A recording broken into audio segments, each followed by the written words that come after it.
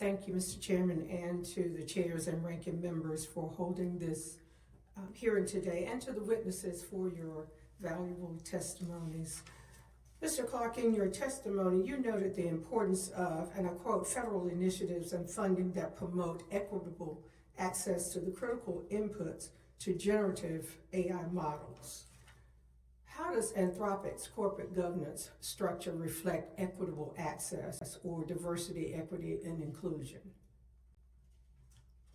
We are incorporated as a public benefit corporation, and what that means is that we operate as a private sector company and we make money, and we also have the ability to have a duty to societal benefit alongside a fiduciary benefit. So as we grow more successful, we hope to use that to do more things like our participation in Air Pilot and donation of in-kind resources and third-party research access programs.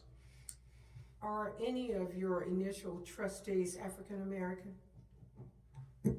We are participating in 10 initial NAIR pilots, and I would have to get back to you or your staff about the composition of people in those pilots. Okay, thank you. And how is Anthropic's how are you currently working to promote equitable access to AI systems? Are you currently involved in any partnerships or initiatives with HBCUs or MSIs or community and tribal colleges? We are actually in the early stages of conversations about access partnerships with a couple of HBCUs. I'll be able to get back to you about the specific names. And we have a job we're hiring for a program manager to scale up those initiatives and administer them. Okay. And finally, you said that we should research techniques to strengthen oversight and to mitigate harm. Should federal agencies like NSF and NIST help research and develop technical capabilities that safeguard or detect copyrighted works from being used or trained on without consent in generative AI models?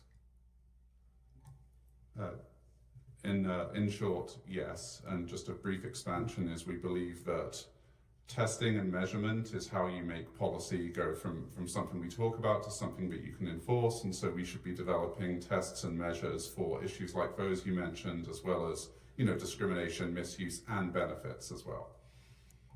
Thank you. Mr. Blanc-Knowles, does NSF have any projects or efforts to develop tools or technical capabilities that safeguard or detect copyrighted works from being used or trained on without consent in foundation models?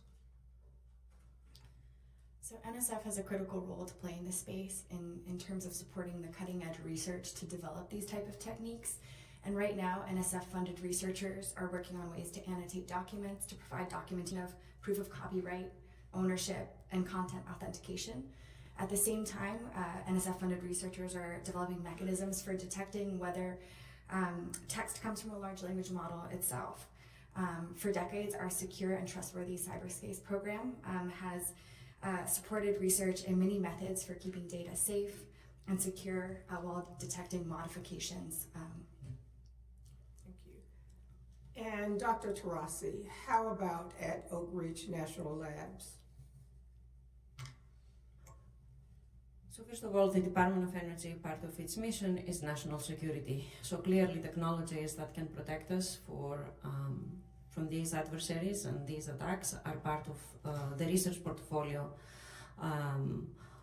of the laboratories. The same is true with the Department of Energy, with the Oak Ridge National Lab, and there are ongoing activities in these domains. I come from the open science.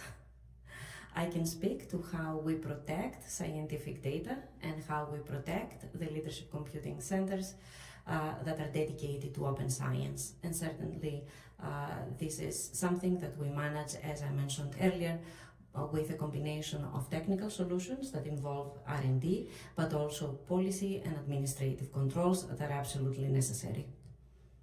Thank you, Mr. Chairman. I yield back.